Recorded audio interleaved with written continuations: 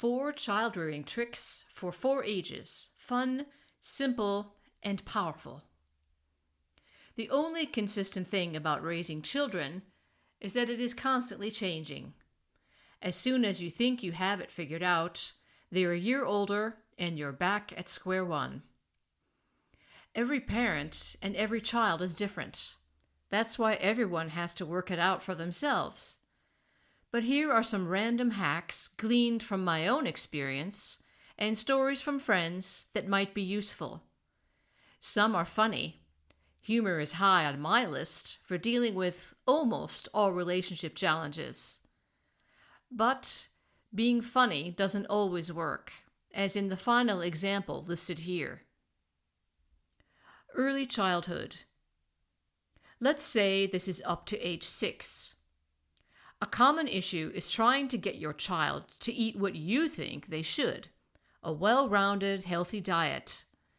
In reality, you might serve a plate of 4 different foods and watch with astonishment as your child quickly devours the least healthy ones first, the ones that were supposed to come last as a treat, and balks at the steamed broccoli.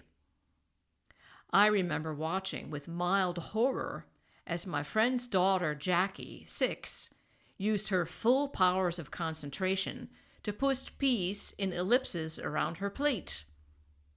If I observed correctly, each pea was required to do 3 figure eights before being deemed eat-worthy. The entire procedure took about 30 minutes. My horror turned to astonishment when this 30-minute pea torture session ended and it was time for dessert.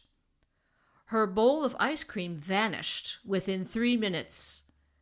I didn't actually see her consume it because I was preoccupied with smooshing my own ice cream down to make it softer. We adults are allowed to play with our food sometimes too. When I looked up, her bowl was already licked clean.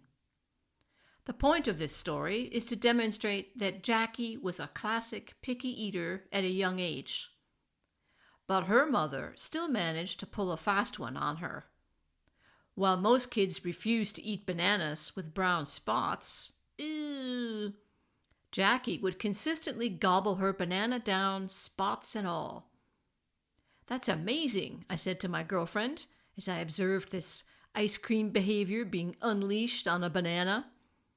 I always have to cut the brown spots out, or I hear, "Gross." She quickly lowered her voice and pulled me aside with a conspiratorial glance over her shoulder. "That's 'cause I told her once that the brown spots are the best parts. Ever since then, she just wolfs the whole thing down." A little reframing goes a long way. Early teenage years. My daughter was 14 when I played this little trick on her.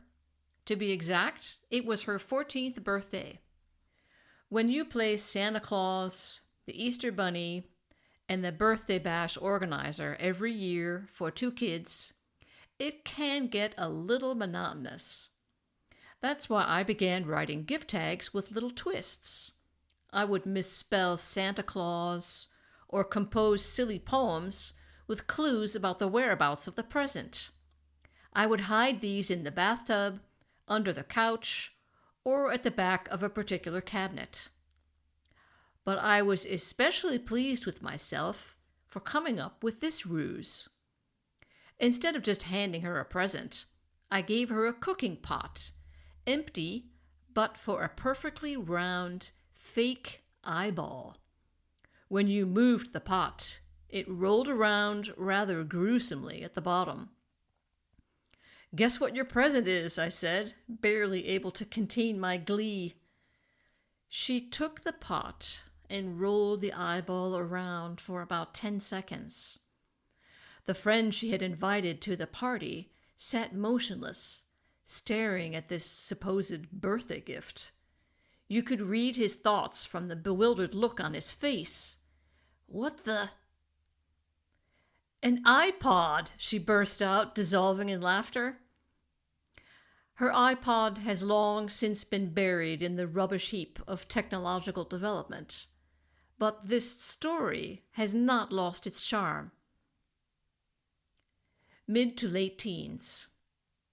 My sister Katie is also wont to pull shenanigans on her kids. When her son was learning how to drive, she sat in the car on the passenger side, as moms do, while he completed his required accompanied driving hours.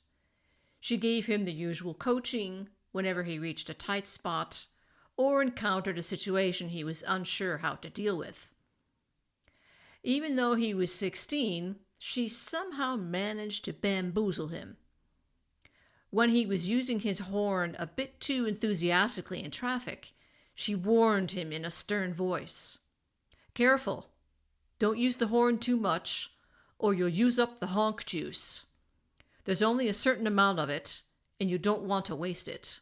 Otherwise, you might run out while you're on the road." The only thing funnier than this outrageous statement is that he believed her. Her unfortunate son had the bad luck to mention this incident to a friend on the phone. Worse still, his younger sister was listening in, as was his conniving mother, while he mentioned not wanting to use up all the honk juice, and the rest is history. Some of those involved in this story laughed their heads off.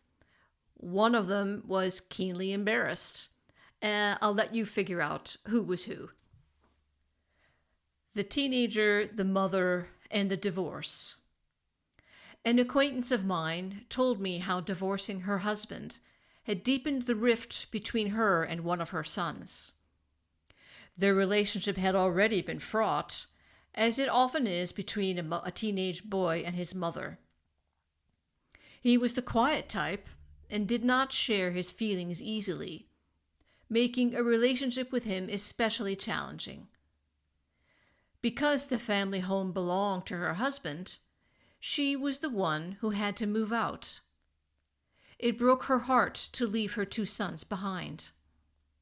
The divorce was already a source of stress for the whole family.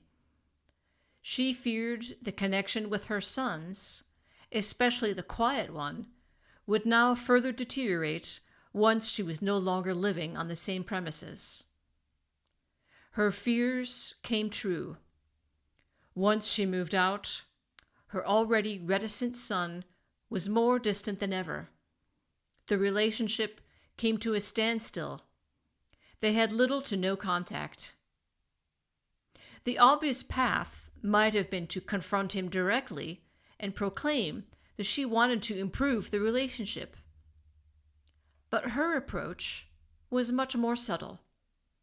She bought a carefully chosen book she thought he would like. She first read it herself, then wrote a letter to him with some probing questions about the book. What did he think of this book? Did he agree with the author, or were his claims exaggerated? She mailed the book and letter together. Her son responded. Their exchange of opinions on this simple book formed the basis for a renewed relationship. He is now an adult. It has been some 20 years, and their relationship is on firm ground, the effects of the divorce long forgotten. Even more, she has a close relationship with her grandson. All because of a book. So don't hesitate to be creative and find unusual approaches to dealing with your kids. If it serves to maintain or nourish the relationship, it's probably worth it.